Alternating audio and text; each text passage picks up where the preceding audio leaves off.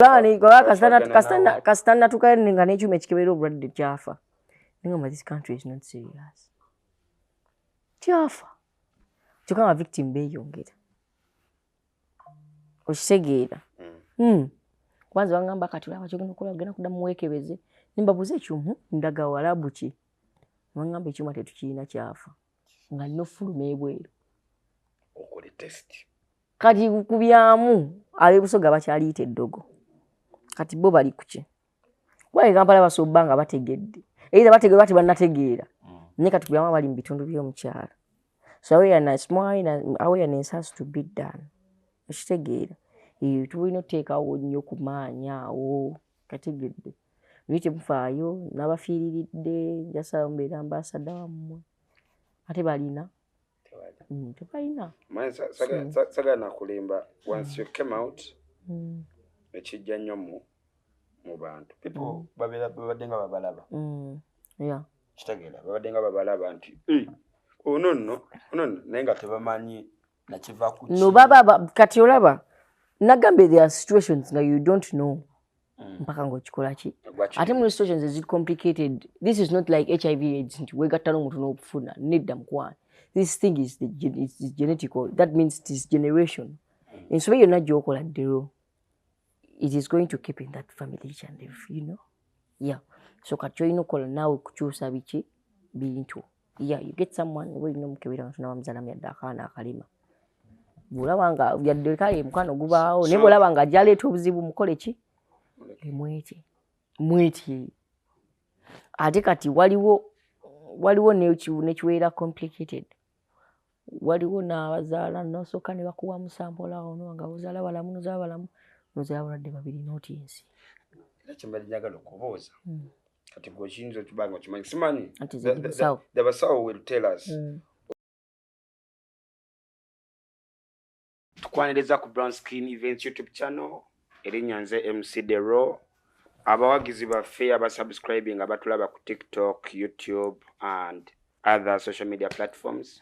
Brown Skin Events YouTube channel twagala okugamba happy New Year 2026. Of course, sirinze ku set ndi ne Uncle Jaden on set. Tugenda kuba tuwayamu naye tulabe watuuse biki bye mutamanyi for now and of course tubakuume nga muli updated. Uncle Jaden. Happy New Year, bro. Happy New Year, ladies and gentlemen. Mwasimu mwazizo mchana banayi tuliko Brown Skin Events YouTube channel. Kaswe muli bulungi. Mukuliko omwaka. Nawe gukulike. Mwaka. Bigenda bitya. Mpola anko.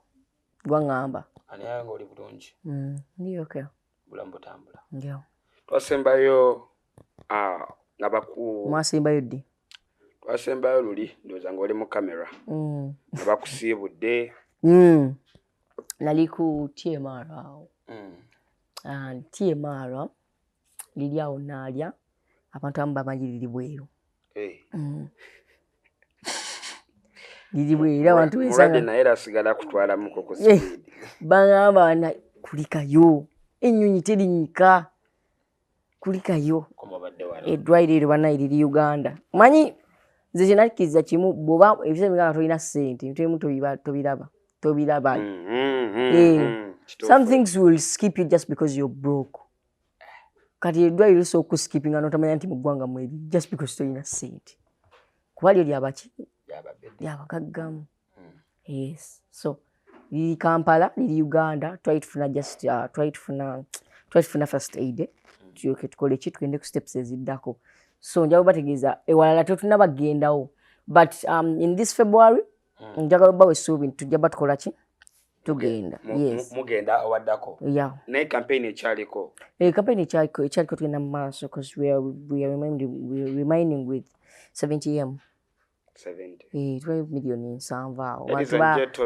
Abantu engeri update gye baali batakyaziraba nti kati abantu baali taken with news ezirala ezijja. So kati ne balemererwa okukola ki? Okumanya updates ezikola ki? Endala. Era abamu balowooza sente nazirya kitegeera. So sente zikyaliwo. Uganda channel ekyoka mangu. I know. But sente zikyaliwo. Era campaign ekyagenda mu maaso. Okitegeeza tusonzeewokko nazo weeziri. abamu bagamba banayi omwana mufere sente teziwera tezawera luli tezawera kyova tukyakola ki singa zawera singa temundaba nako okitegeere singa siriimu mu ggwanga lyammwe n'eki kyansibyemu kubanga tezinakola ki ziyasooka wera. So about the donations, sample bazikozeeko gundi dona bye twakola jjukira buli emu ya miliyoni nga 2 buli test kati bakola ku ggwe n'oli ezo ziba 4 kati nange kategedde kalinga wawone test endala ezaali zigenda mu maaso wakebera obwongo wakebera ki ezo zonna tulina zikolako so roughly miliyoni nga 8 ku 7 zaagwa of the other money nga teziriiko nga nedda nga kweziri koza abamu baali bambuuza naye kati olaba kati Yesu atugamba dona muganda naye yamukebedde n'okumukebera obukebezi sente nki sente nyingi kitegeera tosobola kera kunyeroga kensooke mukebeze process gye bakuyisaamu yokka etwala sente nyingi okitegeera ogenda otuuka kugamba nti kati yes tuli ku final step grade ezigenze zikoze eki zo zikitadde naye nga so far so good. Results zavaayo nenziwa aba hematologists be bali ogizekkaanya balabe who is the possible donor. So olina kuwunga 2-3 kuli nakebera 2 so kati kwaba 2 ku balina okukola ki okebera so far nasooka nifuna update nensooka nibagamba oyinza obba toyinaako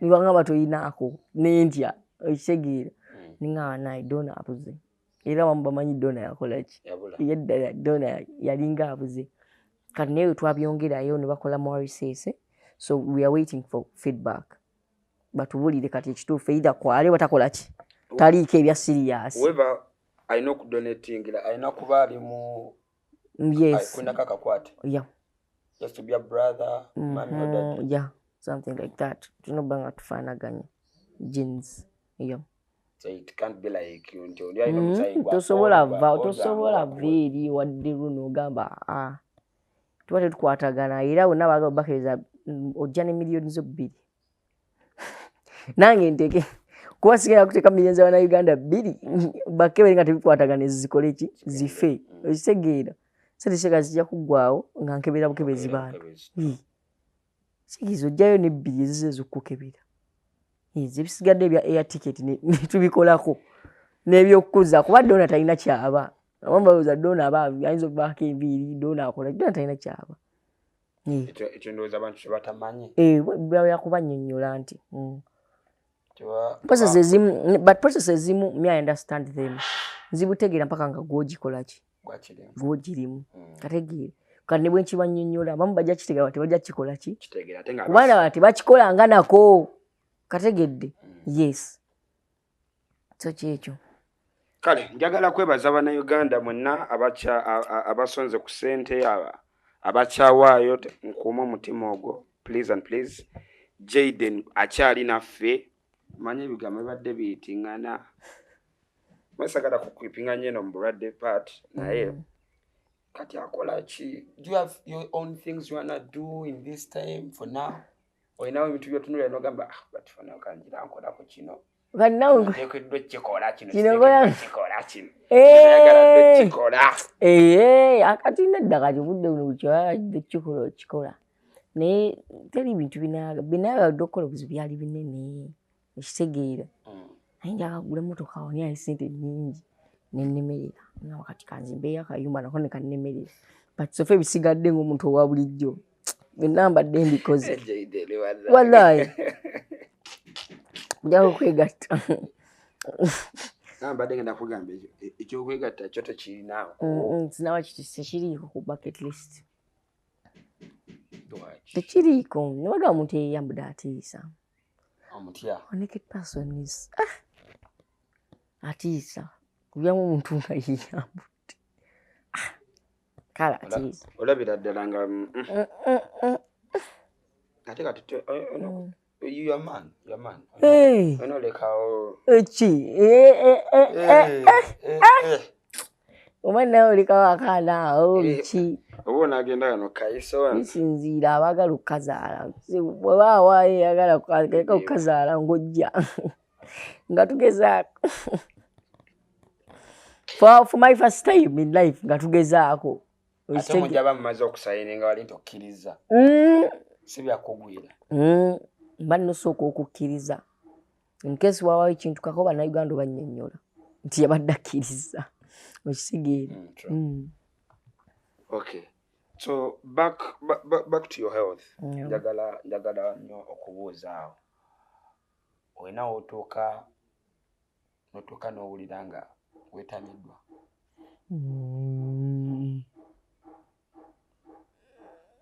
Nedda totuuka n'owulira nga weetamiddwa. There is something that is called being used. Yes. Omuganda agamba ekibundu ekimanyiire kituuka nga tekiwunya. Kati kiba tekiwunya. Toka n'okimanya n'ogamba nti it's the life you're going to live. Kitegeera ne binaakutama ne bunaanakuwala wajja kutuuka ofe. Bayibuli egamba obulwadde butta omweraliikirize. Weeraliikirire ofa mangu. Kategedde. So tolina kweraliikirira. Olina bashata nga kw'oli. Ebibayibuli ozigoba ne banno. Kitegeera. Era we zibeera nange wemba. Obeerawo. Otera okundaba. Ate n'oteekawo ne vibe era ne zibaawo. Kitegeera oba noteekawo layini. Noteekawo mbeera. Kitegeera waba onakuwala. Bali abanakuwalira ojja nnakuwala nti bali tebakuliiko. Tebajja kubaako. Wale banakuwalirako leero. Enkya tebajja bbaawo. Balina ebyokukola baba busy. Abantu balina ebyokukola ddero. Ekitegeera. So, there is what we call okuyiga obbeerawo n'obeerawo n'abantu abaki abalala. Yes, whether mbeera ya bugubi oba ki kategedde. Yesu kuba kati wawo kituuka ne kikulemerera kati ng'ekyange kyagaanyeemu ekyo kyannemeredde kitegeera. Nye nga tugezaako gira kulaba nga tu. Waliwo bino about you n'obulwadde bano batuuka ne bagamba kati walaba watuuka ku gino emyaka they don't survive that age. Watuuka ku gino awo aba awedde. Nti nagamba kati olaba abo batuufa at a smaller extent. Nti abamu it is experience. Okitegeera abalina balabyeko bayise ekyo nga yabalina nako. Kategedde. So kati gye bakumugenda ku myaka emito. Kyo kiba kikola kijustifyinga kiri. Tewaweza myaka mingi. Kategedde. So naye ate nga bigger extent wali abagikola ki? Wali abagiwiza the others of 30s. So wali owa 40, owa 50 manyomu. Sinayi simanyi oba akyaliyo. Kati awa 50 be batono. Abakulu batono. Mudala manyi baki kati kiba kikkiriza. Lwansonga abakulu baki? Batono. Kati me I'm 23, nkyali muto, I'm very young. N'abakulu batono kusanga owa 30. Abaatobye. Kiba kitegeeza ne wano wooli oli okutuukawo oba otobye muganda wange. It is a struggle. Oba otobye nnyo oba olwanyi okitegedde kuba abasinga byaddala tebabituusa. Wategeera.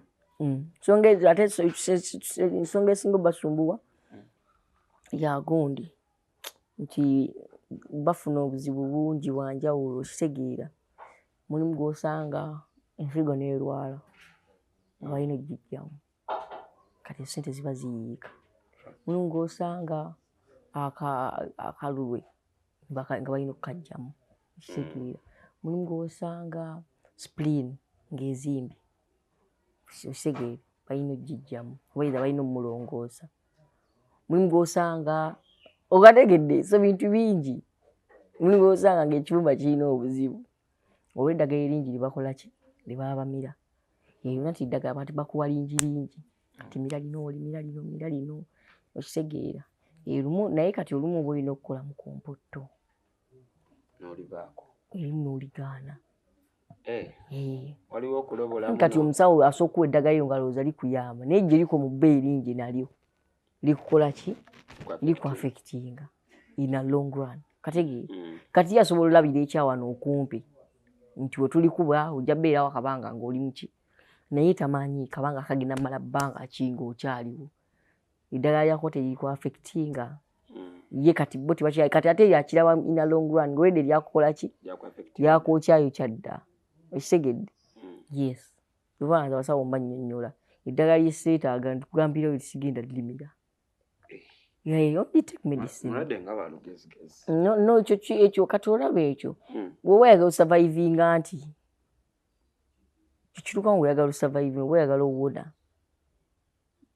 kati bw'oba towone yanda wange niwe eddagala erimu nga lirwana ne gundi n'obuki lirwana n'obutafaali biki bikyo kitegeere kati ng'ojaba wiiki buli ddakiika tijja okumuba wiiki bintu bingi bisobola okukuba kategedde musayi gukugwamu bajja gunoonya nga teguliiyo ofe oba bagudonatinga baki abagabo omutono batono okusinga kuba gwetaaga wasi ekyo sitooka esokukubira awo oba se ekyo basobola olikuwa n'erikkolya ne guba mungi ne gusukka mu mubiri gwo ne kuba oyina ogubalansinga that has to be balanced toyina bana mungi toyina bana mutono kiri tricky bado wano ngali mu kifumiitiriza omwana nti okikola otya kiba tricky baza okugamba tegulina bba muntu yes kati baza okugamba kola bekedde binywe kola biki naye just no gwe gupampinga minye ku mubba omungi nawe gusobola okuleetera obuzibu kategedde kati ko mubba omutene nnyo kati waliwo percentages gubeera 8 kati gubeerako 12 kati 8 9 it's okay kati wotuukira 10 simanya 11 awo bizibu biba bingi wotuukira 4 3 ofudde sekubuulira oyinza ofuna obuzibu oyinza ofuna stroke nga eri reversible oba nga teri reversible waliwo ekkuba n'ovaayo waliwo ekkuba nga togenda kudda nkulu jabbeerawo ate aba stroke tebafa wafiira abaabonyebonye nnyo akagaali okalwamu wofiira gamba nti mwana wange yanfuddeko nga akagaali akaluddemu kwawe mukuba musayi guba tegukyagumugwamu atakyalwalalwala okisegedde yes nti side ezimu ziba paralyzed njagala kwebaza bannayuganda bayimiridde naffe wamu n'abantu ba diaspora bannange olaba interview eno America Awalabu obikolera ddala and of course GoFundMe gyali ekyagenda mu maaso ne process kyagenda mu maaso era ne wano brown skin gibawa mbeere nga mukiteekayo big shout out to MC Aba Nathan tukutumiddeko webale kuyimirira naffe nati Nathan omutulabira njagala kubuuza I wanna go personal now whatever is happening in your life tulaba nnyo nga mami yali nnyo yes anti mami yabaawo I understand then mami kati babaami there are things there are many situations ze batya okitegeera kati ate abaami baba busy kati kweteka kumwana agenda olwaliro nkyanira niruniri taakole bw'aba wabbaawo ajja funa awakulabira wati si wakuba wajja genda awo afuna abalala so okitegeera kati mami akubeeriko mami awaliwo naye njagala obuuza kino kyonna kirina kiri mugenda mu maaso dadi akimanyiko is updated does he come to you your connection sikimanyi naye nga he knows each and everything kimu kigenda mu maaso akimanyi is there someone I'm keeping posted or alaba internet abaako nga alaba alina smartphone sebo doesn't at a certain point nekikutriggeringa n'ogamba man oguma anti kati olwaba oguma kati ogumira waawano tulabeeko n'abalamu nga bataata bawe babakoze eki babaleseewo yes kyotata okuweka omwana it's not something new si kipya yadde ebintu bya bulijjo ddero naawe osobola kukikola lwakuba badivaizinga omwegatta ne muzaayo omu mu kite obutagattako muki mulala so they did the right thing nti once you get one kite mukite bamweyagala mutya mukite okitegeera try elsewhere era kyetulyokola tuli kukyusa ku mateeka nti mu church byonna gye bagattira abantu nebabakebera if they expect mugenda muzaala nga tebabagatta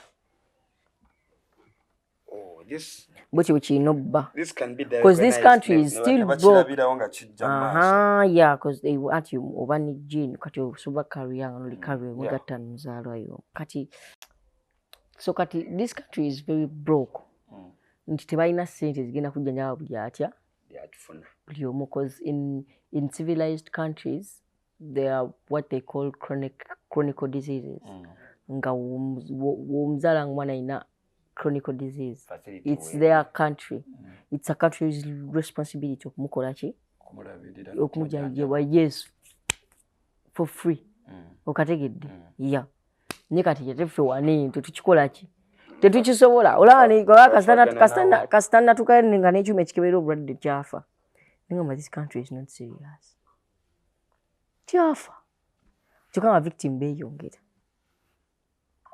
okitegeera kwanza bangamba kati olaba kyogenda okukola ogenda kuddamu weekebeze nimbabuuza ekyuma ndaga walabu ki bangamba ekyuma tetukirina kyafa nga nina ofuluma ebweru okole test kati ku byamu ab'ebusoga bakyaliyita eddogo kati bo bali ku ki kuba Kampala basobba nga bategedde either bategedde bati bannategeera naye kati ku byamu bali mu bitundu by'omukyala so awareness has to be done okitegeera tulina oteekawo nnyo ku maanyi awo kategedde naye temufaayo n'abafiiriridde njasala mbeera ambasada wammwe ate balina tebalina sagala nakulimba once you came out ekijja nnyo mu bantu people babadde nga babalaba kitegeera babadde nga babalaba nti ono nno naye nga tebamanyi nakiva ku no baba kati olaba nagambe there are situations nga you don't know mpaka ng'okikola ki ate mu situations is complicated. This is not like HIV AIDS nti wegatta n'omuntu n'okufuna nedda mukwano. This thing is it's genetical. That means it is generation. Ensobe yonna gy'okola ddero it is going to keep in that family and you know so kati olina okukola naawe kukyusa biki bintu you get someone olina omukebera nga tunabamuzaalamu yadde akaana akalima bw'olaba nga yadde kale mukwano gubaawo naye bw'olaba nga gyaleeta obuzibu mukole ki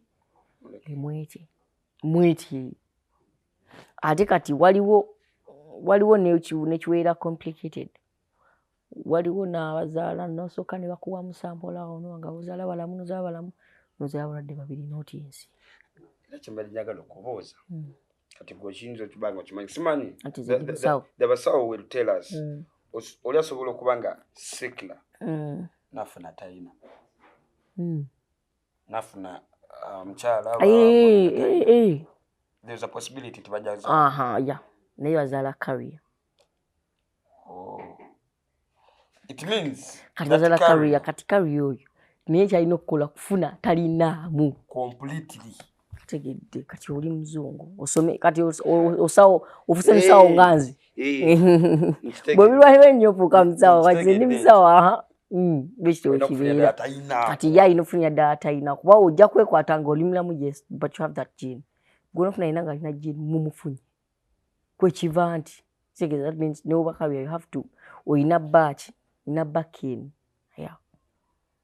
so more tests have to be performed yes ne kati kati mulina obuzibu mwekebeza infection UTI olaba ddala nga ensi yonna ogimazeeyo you're going to get problems by the way nabagambye sibatisa but in 3 years if Uganda is not to be serious this thing is going to affect the whole country yes kubanga kati bwanti kati gwanga it is engage a third world country ne communication iba otuuka ku bantu zikasitana tuka mu bitundu ebimu nga tebamanyi Kyagulanyi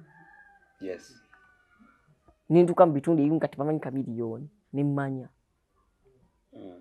okitegeera nti kati bano wali musilaikire omuzaala n'abafiira mu ngalo because they know nothing tebalina kyebamanyi kategedde ate n'ebitongole bye bateekawo abantu bateekawo ebitongole each and every day ne bakamabukama ensimbi Nabadde ngenda kubuuzayo. Bali bankubira amasimu awo boolaba. Teri abo bantu abo they were calling me those such organizations which naddala ez'awano mu Uganda. Ne mbagamba, ladies and gentlemen, mundeke. Oba kati if you want to help, mulaga ejjudde. Clinic ejjudde. Bagende bakole ki? Bagende bajjeyo kwabwe. Nze basooke bandikire bannayuganda. Kubanga ekiŋŋambisa bwe batyo. Balina omuze basobola okufuna awo ne bakamamu ensimbi empya n'enkadde. Kategedde nga gw'oli awo. Era kati gye bali bakamamu balwadde bannaabwe ensimbi. In fact n'abakamu ensimbi baba balamu. Kategedde. Omusango oli akolera ki-organization nga mulamu tteke. N'okubimanya tabimanyi. Naye ng'alina organization. N'alyoka abba ensimbi okukamala obumazi. Ate bagendeyo mu byalo ggulu biki kozi wano e Kampala nti baababuuka. Naye ate n'osanga n'eggulu nga yes yeddese ne bazibba but ggulu knows nothing about that disease. Nti kyemulimu kyekisinga tuluma. Anti omulimu gwabwe gubeera gwa awareness. Kunnyonnyola baki? Weewaza otya? Kimaze obbalema. Wabula zo ssente bazikola ki? Nabagamba mundeke. Era basunguwavu banyiivu nnyo gye ndi. Balitsoke.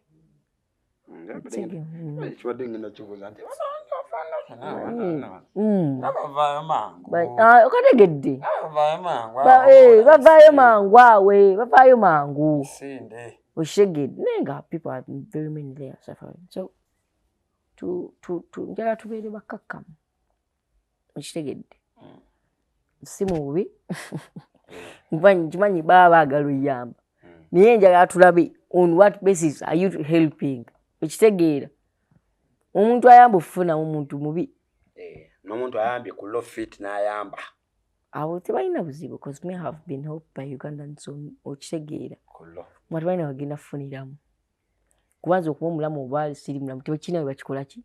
Tekibayambi. But people balina gabambi kale. Tumuwe second chance emu yokka. Tulabe. Okitegeera. Yeah. So kati ye problem gye tufuna. Nti awareness tebagikoze bukimu kigenda bugenzi muki mu maaso. Wala ne wano mu Kampala tebamanyi. Era nabalaba bali awo ku social media nga boogera ebitategeereke. Yes. Omanyi kati olaba but may I understand them. Social media bwe mwabeera entitled to his or her own what? Opinion. Okategedde. Yeah. Buli omu ng'ekintu nga bw'akitegedde bw'okola ki? You make sure bw'omuleka. Kwa mwe ebintu nga ne bwe nakikunnyonnyoza obutakikola ki? Butakitegeera. And some of them ekisinza otusumbuwa education.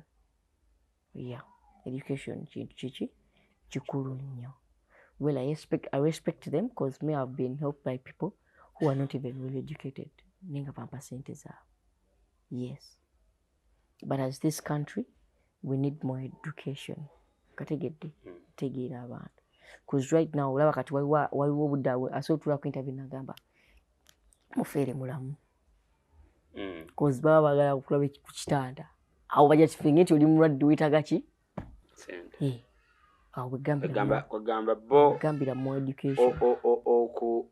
Baagala nnyo okulaba nga oweddeyo kati bo baagala bajjire. Kategedde. Kati olwali onnaggwaayo. They don't turn up. They see you as a thief. You want to take their money. Okitegedde. So kati oba olina bakonvinsinga, bakusweet talkinga, kubakakasa. Kyetuliko. Ladies and gentlemen, tuline Jayden. Maneno dinya mumanyi Jayden naye nga tumwita Timo. Naye Jayden is a name that you all know. Chagala kujjayo keyo. So far ngobadde obaddewo ne kyali. Oyina ebintu byosazeemu. Byesazeemu. Gamba mwana. Ajemera nnyo okukola kino naye nasalamu n'wendi. Manyi kati naye nalikirawo ogendako mu bba. Ne kati ngenda. Ngendayo nenywa ku mazzi, nendaba ku bantu, nenjogerako nabo, Kujjako ko kiri, obeera muko. Oba live. nogenda ko muzuwe wali nature nola oshegera something like that. So baru yala kutwala ku new best. Tate wali tati. Angela go kutwala ku new best. Brown. Brown ina makuru. Brown skinny. Ya urakuze ku new best yogura ba. Nanga tuchiteke ku bucket list. New best hotel New best Busega. VIP. Baina jacuzzi. Baina jacuzzi. Ya munsubiza neka siku ya jisubiza ngamba ngambe chui. Ngamba gamba chui. Nzikirizo gera ku new best mu jacuzzi. Bikazi bina. Na new best yo. No katira new best. No new best is new best benjogeddeko nabo bangambo. Genda olamye. Ninayo musajja wange bamwita Shama. Agenda yo. Ngamba new best bulamu kulala. Gwanga ddala mu gwanga muno. Black Sugar yajinyumya. It is another country in a country. Nkugambye. Nsi ndala kwene nsi gye tulimu. Ku musajja wange yagendayo. Okay. Kali ke tukiteke mu consideration. Bravo. Ayembwa. Tukitena magezi ddero. Keteke bambi ogenda ngenda kuwerekera. Ali wachi. Ngenda kuggala. Wali nga nkugaddemu. Ngati wali agambayo. Oba osaze bina. Gwamanyi. By the way, it's not a life I want to live. I want to. At times, sagala ngambe nti tulina be experience. Mulimu ebintu nga oyina bigenda just for exposure. Not experience. Experience is where you get into something. No chibamu no chikola. It is experience. Then exposure. No what tochikoze. No laba no manya. Okitegeera. Kino abantu abagendako e Bulaaya. Kati aluddeyo aba na experience. Okitegeera. Singa abasobola qualifying abasobola applying visa emirundi egiwerera nga tebagimumma n'agenda. That's experience. That is experience. Then kati gwagenze nomalayo emyezi 2-3 nodda oba ne exposure. Okitegeera. Kati nomanya kati batambula bati beeyisa bwe bati bakola bati ntibeewa bwe biti. That is exposure. Kati yowe emyaka 4-5 tumbalanga experienced, citizen agenze mu nsi. Yeah. Sajange Trigger, Sajange Shama, mwini experience. Baliye. Mubuvuze kadi bo. Tebalina exposure. Era tebaginonya by experience. By experience. Okay. Chichi bagambe ekirala. Besides new best. Bangana kati mbali nokutani kuvuga motoka awo. Motoka ojagadde jayi. Motoka yuja. Ino just jagala bwakazi. Just love a car. I'm kama katonne ne bweba vitizi ngonze. Menyesa omutima. Kati zeke nkubulire manyola ebintu ebimu bali standard. Olaba zinatulanga awo notu yakavizi ko musajja nga tajja omukulu kye tutuza mu vitizi. Okubeera neyo ataguza abireka. Akayumba kembwa. Jayo yakayumba kembwa naawe. Naye waliwo mbira wetu kano kakkana. Kama katonda. Niba vitizi injikiriza. Tuzimbire okwo. Ekitegeera. Yeah. So yo jagala bwagazi. Kakunywe kino njagala emmotoka.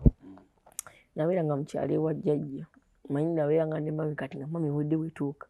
Antwale wakiso. Wajjajja. Kati wajjajja nga kati nga taata yabeera nga awo nasala. Kati nga ayinamu bakyalibe. Ayina Prado zino Prado bino nga byakajja. Nga ajja nakipakinga awo. Nga ffe tumugobera n'enkoko gy'anaatwala ssebo. Mudduka. Ne tugobe panga ne zibuuka. Okitegeera. Ngamba naye omusajja ono akyatujooga nnyo bw'ati. Enda oggula emmotoka eno. Kaba kadde. Kanfune mukisiri ngenda gule mmotoka eno. Era ninze ifune mukati sinafuna ze nina sizangi. Zabana Uganda udde muneno nyizo zogerako kanfune ne balowooza ze zabwe zebalirako. Andolira. Atamazo muwa. Kati abala ai solowooza ku mmotoka. Nedda wallahi ze nina sizangi. Zamu. Tis your what? Money. Tis your money. Yeah. So ziplanninga ko kintu kyonna. Okujjako ekyo kibazi. Kyonna kimwazimpera kingendo zikolamu. Ebisigadde nja kwetetenkanya munnange. I'll sort out myself. Kubanga mujja bba muntadde. Obula mujja bba mumpadde obupya. Kategedde? Toyinayo crash e Uganda wano. Toyinayo muntu go crashingako wano e Uganda. Nga mukazi nga musajja. Ate omusajja tumwagaza ki? Mkyala. Nga mukazi? No, si crash. Just njagala just engeri gye Sam n'engeri gy'ayogeramu. Good. Very snappy.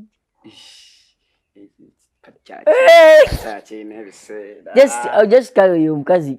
I love the way she speaks. Just kale n'engeri gye yeetwalamu. Just that. Ninga sinti crash. I just love the way she takes herself. Olabira ddala newaba anyiza abatanyize. Okisegedde. Abatanyize. Abanga aseka. No, zinja kukuba. Kayo yaba ne bwaba ayomba nno ndabira ddala akati naye. Nkubiramu nga nalina omukazi bw'atyo. Nga ne bwaba ayomba mu bwatyo bwaba. Eyaza okulere nga akatonna yomba ze manya abayomba abatuufu. Tulina nti bwakola. Olaba kati tuteese. Tekigenda kutambula bwe tutyo. Tulina abaana wano bakambwe bitya. Enjogerezi. Akwatirawo omulawo gwe wambwa. Enjogerezi. Gwe nkutuga. Bawuganira waggulu. Nze nkuyira ebbaketi y'omusulo gwe. Okitegeera. Big shout out to Florence Nampija. Chala wa maanyi. Yeah, si muntu mubi. Si muntu mubi.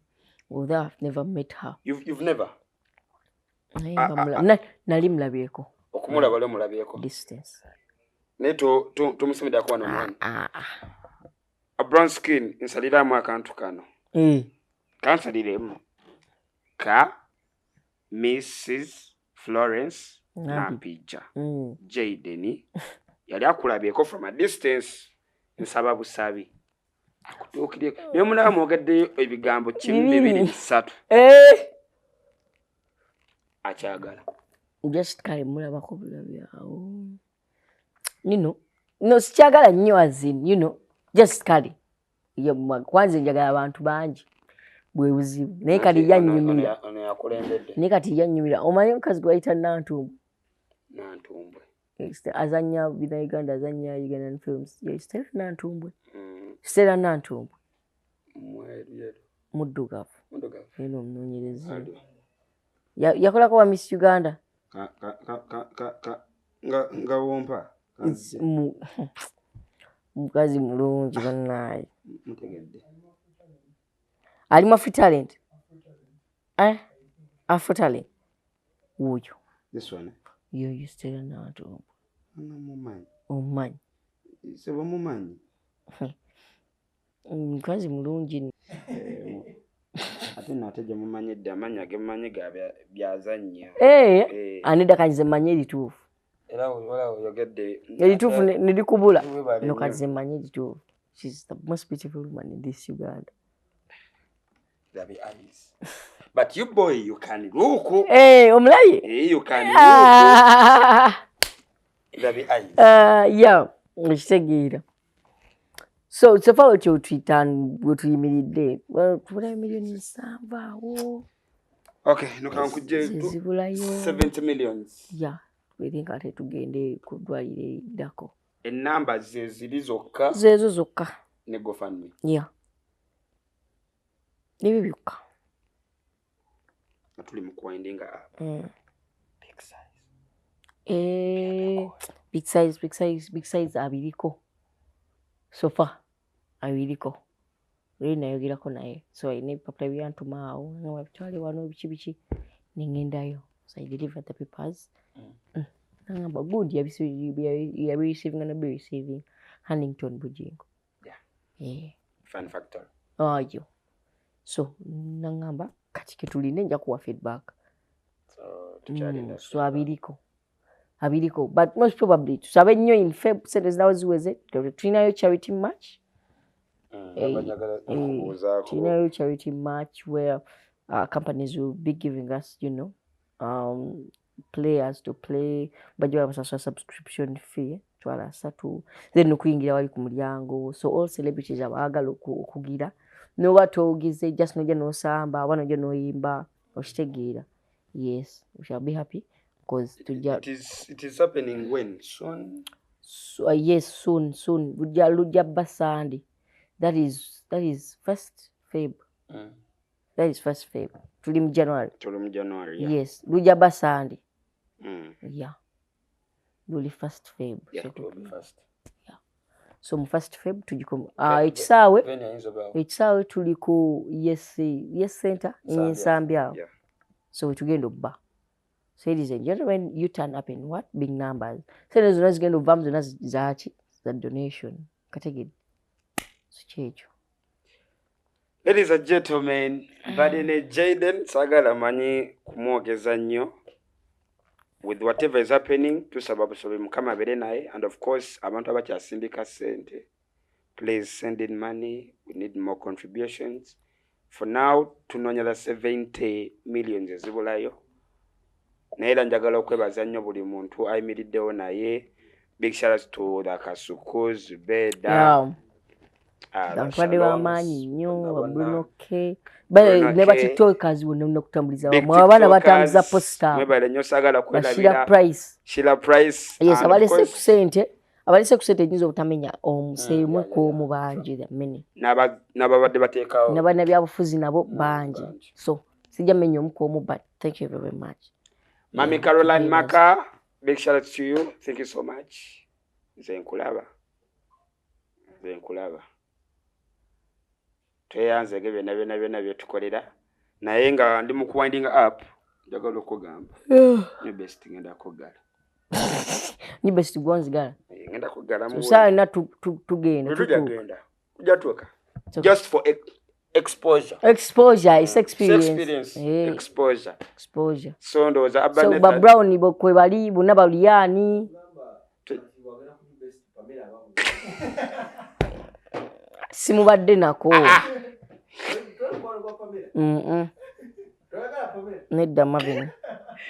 Liyani nze ne Pamela. Tetuli ba mikwano bambi. Muliki. We are not best friends. We are not even friends. But Kali, we are distant relatives. So,